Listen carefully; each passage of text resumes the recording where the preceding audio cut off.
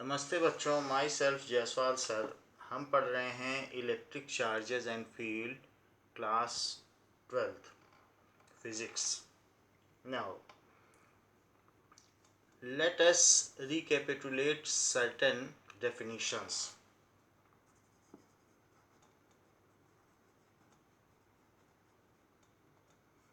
Electrostatics. So what is electrostatics? The branch of physics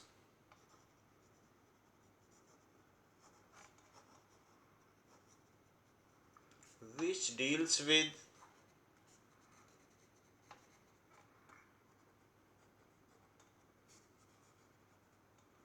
charges and its effect at rest is called electrostatics. Now, that is electrostatic force, the force acting between 2 point charges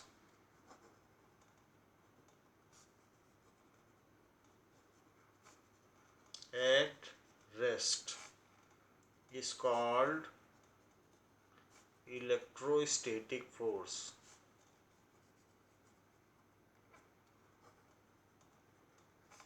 Its magnitude is determined by Coulomb's law. So F is equals to small k q1 q2 by r square. So this is electrostatic force. Electrostatic constant.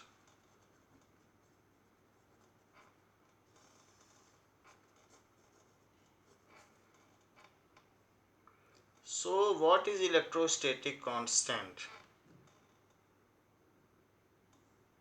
That is the proportionality constant in Coulomb's law, which depends on medium, is called electrostatic constant.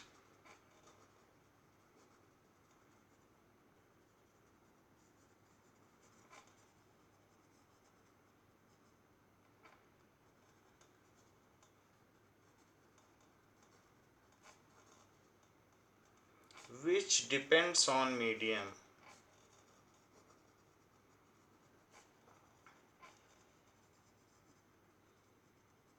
Is called electrostatic constant. उसको electrostatic constant कहते हैं. Its unit is, अगर हम के की बात करें तो इसकी unit newton metre square upon coulomb square है. Newton metre square and coulomb square. इसकी एक और भी डेफिनेशन है.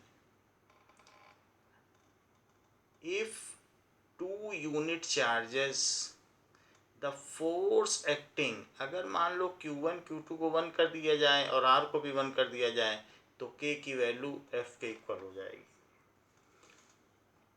So the force acting between two unit charges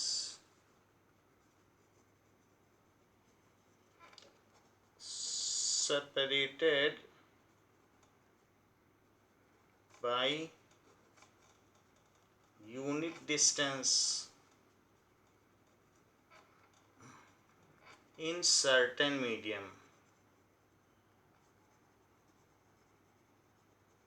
is called electrostatic constant of that medium is called electrostatic constant of that medium. जैसे कि Q1 is equals to Q2 is equals to 1 coulomb, R is equals to 1 metre. तो ऐसे case में जब हम इस फार्मूले में रखेंगे, सो F is equals to K1 into 1 upon 1 square। This implies F is equals to K।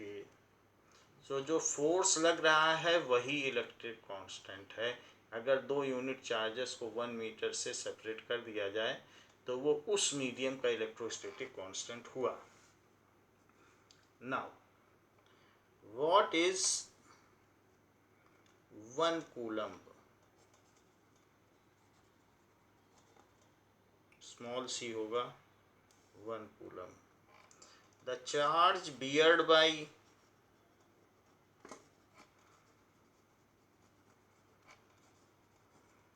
6.25 into 10 to the power 18 proton is 1 coulomb. उसे 1 कूलम कहते हैं क्योंकि Q is equals to N E होता है। अगर मैं Q की जगह 1 कूलम रख दूं टोटल चार्ज, तो कितने प्रोटॉन होंगे जो इस चार्ज को बियर कर सकेंगे, जबकि एक प्रोटॉन पर इतना चार्ज होता है। तो एक प्रोटॉन पर इतना चार्ज होता है और टोटल चार्ज इतना है, तो नंबर ऑफ प्रोटॉन्स कैसे आएंगे? सो हम इससे इसमें डिवाइड कर दें। सो n की वैल्यू क्या आ जाएगी अगर हम इससे इसमें डिवाइड कर देंगे? तो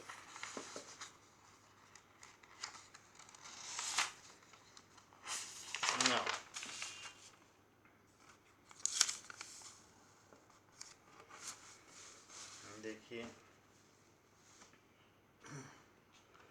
so Q is equals to any,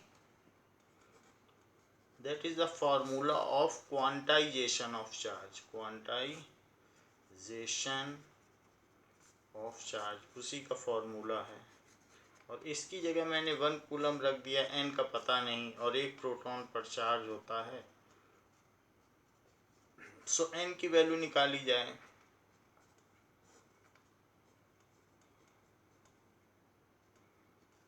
-19 coulomb, coulomb से कूलम कट जाएगा और ये 1 है तो 10/16 इंटू 10 to the power 19। 16 से 10 में डिवाइड करिए, सो this is 0.625 into 10 to the power 19।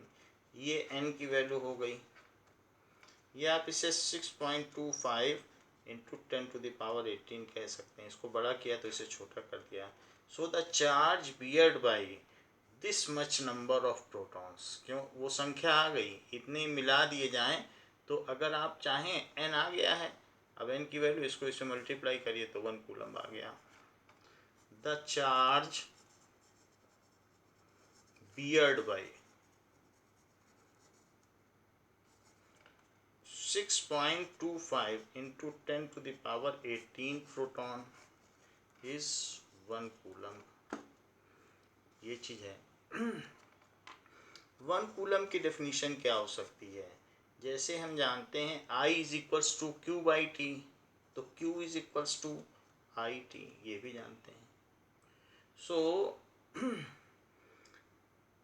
If I is equals to 1 ampere और time is equals to 1 second, तो किसी भी क्रॉस सेक्शन में कोई एक, ये मान लीजिए मैंने क्रॉस सेक्शन लिया, तो इस क्रॉस सेक्शन से अगर 1 एम्पियर करंट फ्लो कर गई इस क्रॉस सेक्शन से 1 सेकंड में, तो हम ये कहेंगे कि ये भी 1 ये भी 1, तो Q की वैल्यू क्या हो जाएगी?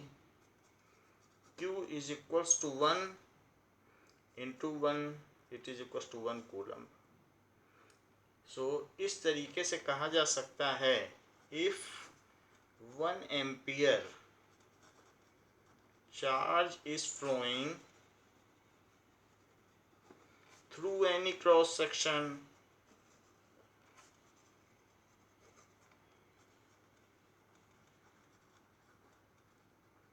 per second,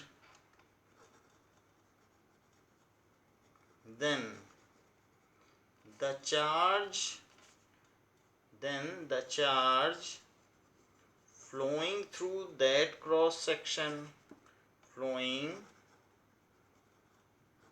true that cross section is 1 coulomb, तो ये कहा जाएगा क्योंकि 1 एम्पियर 1 सेकेंड में हुआ।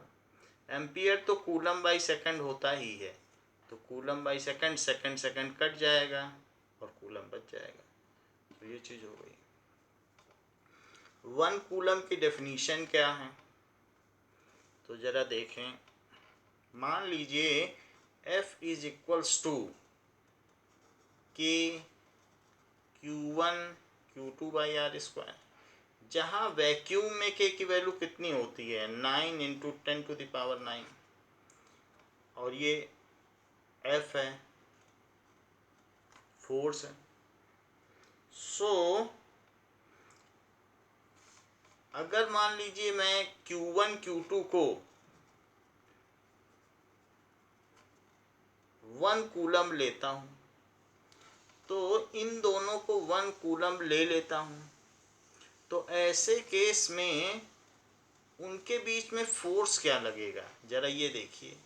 1 इंटू 1 ले लिया और 1 के सेपरेशन पे भी रख दिया, आर भी 1 मीटर ले लिया, तो ऐसे केस में जो फोर्स होगा वो 9 इंटू 10⁹9 न्यूटन हो जाएगा।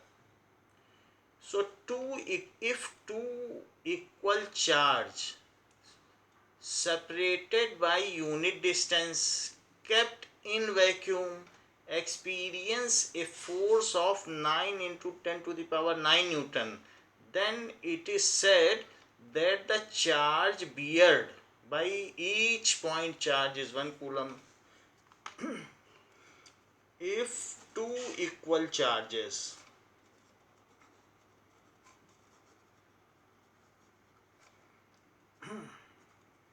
separated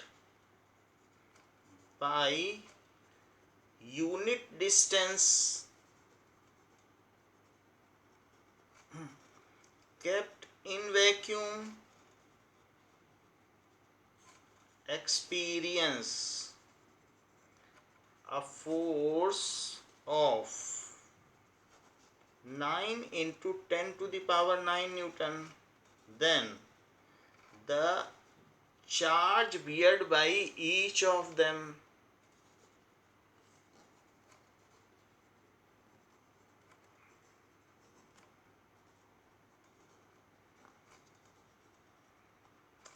is 1 coulomb. 1 कूलम की कई डेफिनेशन है, आप जो चाहें, आपको जो ठीक लगे वो आप इस्तेमाल करें। So this was the definition of 1 coulomb. Now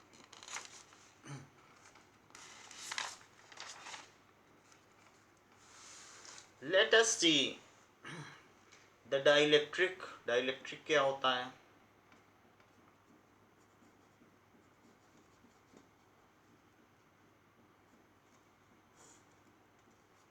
A non-conductor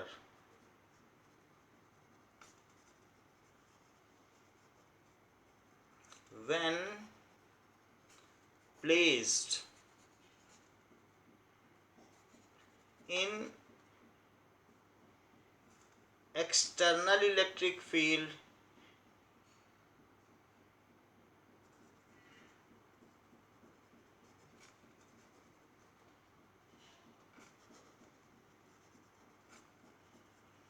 reduces electric field without conduction of charges, without conduction of charges is called dielectric.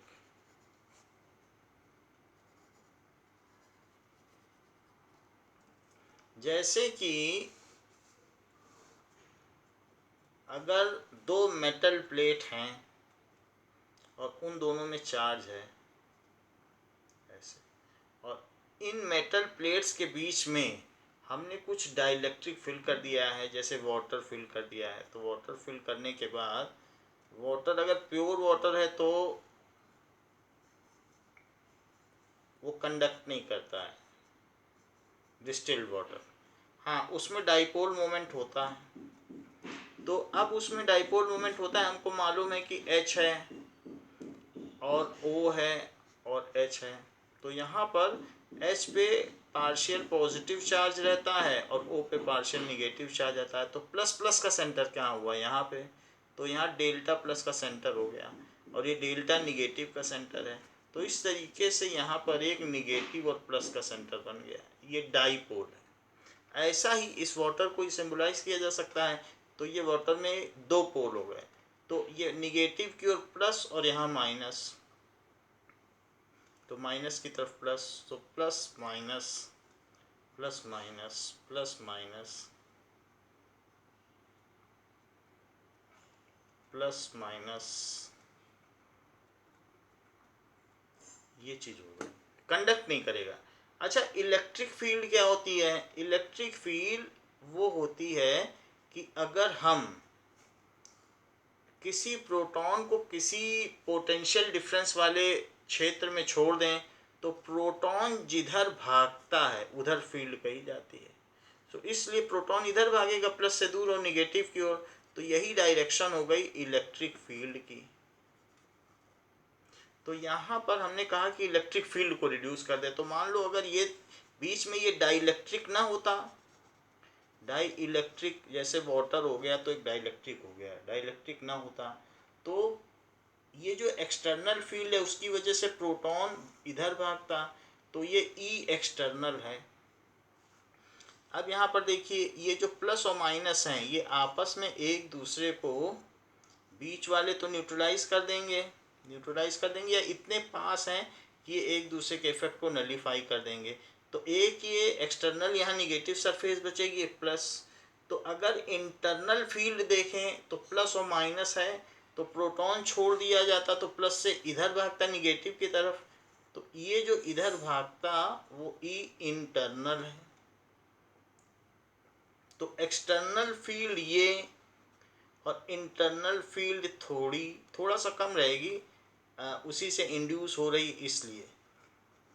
तो उसने क्या किया, उसने फील्ड को रिड्यूस कर दिया, तो अल्टीमेटली नेट फील्ड इतनी बची, ई नेट या रिजल्टेंट इतनी बची।